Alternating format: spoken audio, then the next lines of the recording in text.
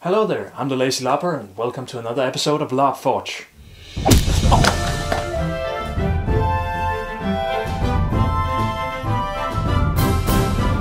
Oh, really? Yeah. So, it's been a year already with LarpForge.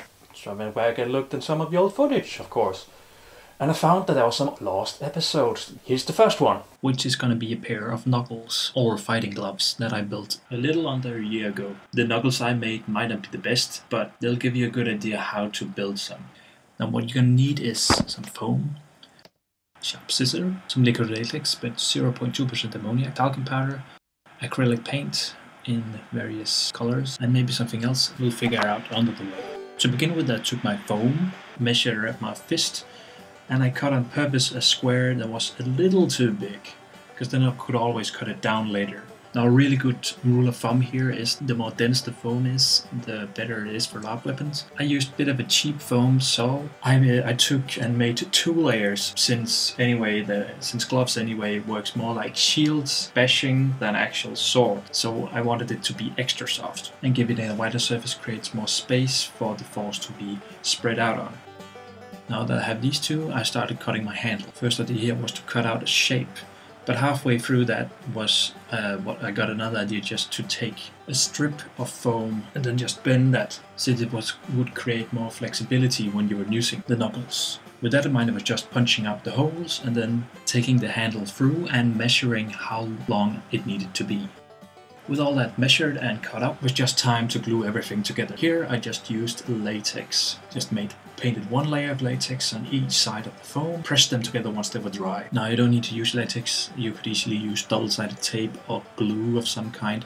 I just had latex lying around, and I found for these small projects it works just as well. When everything sticks together, you can cut it fine like I did here and then test out how it feels. Now I found out that I needed some kind of guard for the back of my hand, so I didn't accidentally hit somebody when I was using them, especially since they weren't for me. So I cut out a small piece of foam and then glued that to the back of it. After that, it felt like I had the finished base form, so I started adding details with bolts or nails and started cutting it so it looked used.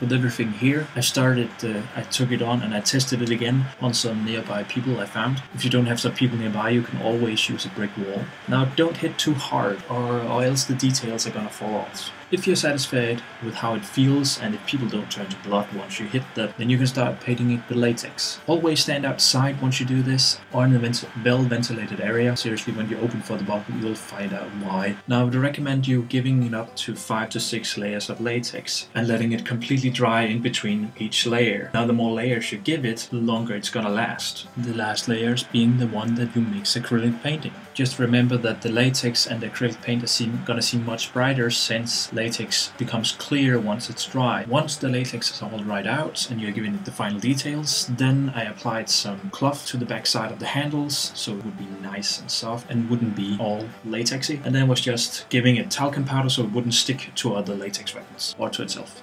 And here's the finished result with blood and everything. But you already seen this, so here is some other old footage of 2 nights.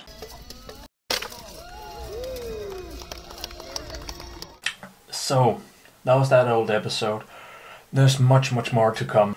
I'm here to tell you that the LARP group, which is me, the LARP girl, Ivan from LazyLarper, Callie from Eras Chronicles, are again having a Google Hangout over at larping.org's YouTube channel. And it's the 16th of March. And if you think that day seems familiar, that's because it's today. Or actually, it's later today. If you're living in the States or America timeline over there somewhere, it's 11:00 EDT, Eastern Daylight Time, I think it stands for. American Eastern Daylight Time, 11 o'clock. And if you're like me, living in Europe, over here somewhere, it should be 17 in the evening, Central European Time, for you guys who are in doubt. There's no excuse to be there. There's no excuse not to be there.